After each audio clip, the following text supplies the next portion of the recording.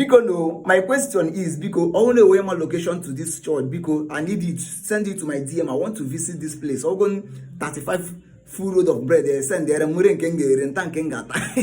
gesha. Tajia for nakro in our country. And you ask yourself question, how do we find ourselves here? How do we get here? In a country, United States of America, UK, all this, they even Portugal that brought all this religion to us. They kind of as an animate and I practice religion and I practice church and practice in that country. The answer is no. Some of you people would think that we are against you people, we are against what you are doing, we are against this one, we are against that one. No. We are against how they practice it for inside this Africa. That is why me, I'm against it. Just imagine. All these people that are at this place now, we have one problem or the other. Maybe their market are not going because of there's no government to finance them to be doing well in their business. Maybe the road is not good. They have not called the attention of the government or the local government chairman to the road. Maybe all and their family because of there's no good hospital in their village to treat them. You understand?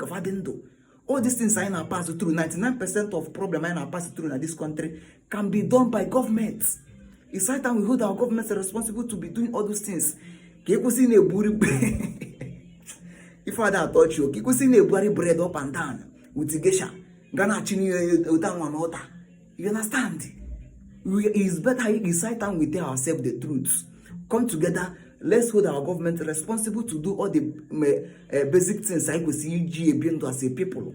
You understand? Just imagine. What is going on here?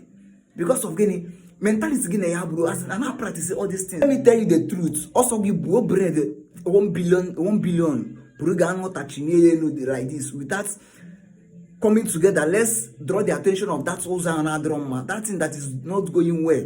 You understand? To government so that they will do it so that man can get free as in live a very decent life like a human being. I'm telling you nothing but the truth. There is no see. Some of you people don't know that government is the God you are seeing. Government is the God you are seeing. Was government name if I could see me one day, even in name, I'm telling you nothing but the truth. I'm not here to lie or to just make you to like me. I'm telling you the video that be creature. You enter room and think about your life and think about how you the reason and tell yourself the truth and face the reality of life. Period. Imagine in a country, people are sharing gesha, are sharing bread, no longer like this. You understand? For God to come and intervene in that your business, and they will get it in here. For God come and invest as an intervene in that road, not draw you the attention of government to come and feast. For government to come and give you the 24 hours electricity to what, but you have not done the if you could see me for to draw the attention of the government to the thing. If you the government is responsible, you are Satan can Satan. Let's tell ourselves the truth. I didn't hate you people. I didn't hate anybody. I didn't hate any religion. But mostly this important religion, that is how they practice it for this country, that is quite alarming. We need to change. Go to abroad. How they practice it, that place is very, very nice. Different on how your people are practicing it in Nigeria. Why? Why is it like that? This video in a comment section on but you talk that place really on a very big loud way.